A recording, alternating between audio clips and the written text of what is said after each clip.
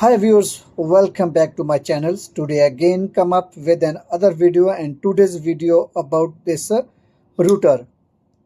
What is the router and how we can test this router if unfortunately an alternator failed to work. So let's get started. So what is the router? Rotor is a vital rotating component of an alternator which induces the alternating current into the stator. Fins. These are the internal fan. This you can see iron core. These are the poles. These are the poles of the rotor. And here inside, this is a field winding. You can see inside this is a field winding. This is the field winding, and this one is a ball bearing. This is a ball bearing, and this part is called slip rings. These slip rings attached to the regulator through the carbon brushes. So this one is our router. So now how we can test it? So there are two methods which we can use to test this router. So both methods I will apply here and show you how we can test our router is good for working or not.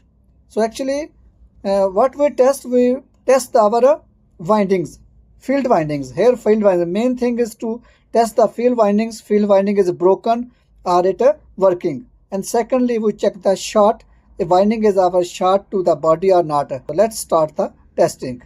So in first method, I will use the multimeter. So by using the multimeter, I check the continuity in the coil and also check this coil is short to the body or not. First I will use my multimeter. I put my multimeter on the continuity side. Okay, so now my multimeter is ready. These my two leads of my multimeter. I put it here on the slip rings. So here you can see this one is showing the 8.3 ohms and also giving beep. This showing my field winding is okay. Secondly, what I have to do, I check my winding is not shortest to the body. So what I have to do, one my lead put it slip ring, another one put it here, and you can see it's showing the infinite resistance open loop, OL. It's OL mean open loop mean is a high resistance. High resistance mean my coil is not shortest to the body. Okay, both sides. So it's mean my winding is okay, my router is a good one. The second method is that I will apply the voltages on the slip rings. On the one slip ring I will put positive, other one put the negative.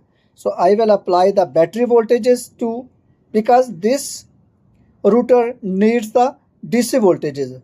Therefore I will apply here battery voltages.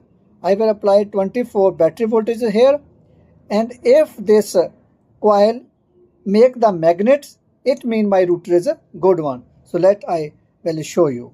So here you can see I have made the connection for the second test. This is called a hard test. I gave supply. Okay, so on the one slip ring I put the tape for safety. I fix the wire, and on the second one, this one put I positive, one side I put the negative. So this I have the switch. When I switch on, so here produce the magnet. Okay, so when produce magnets, it means router is okay. Here you can see it's my batteries are here. Okay, so I gave the supply. So here I put this extensions here. Okay, so when I press this button, so supply will go there, this router, and this router produce a magnet, and this extension will pull by this router. So I on the switch. Okay, you can see this magnet produce. Again check when I press this button. So when I push this button, supply goes to this rotor and here magnet produce.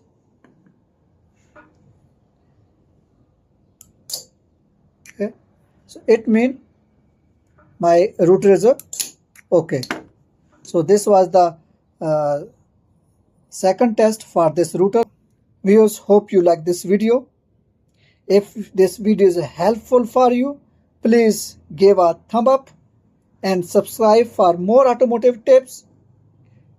Thanks for watching.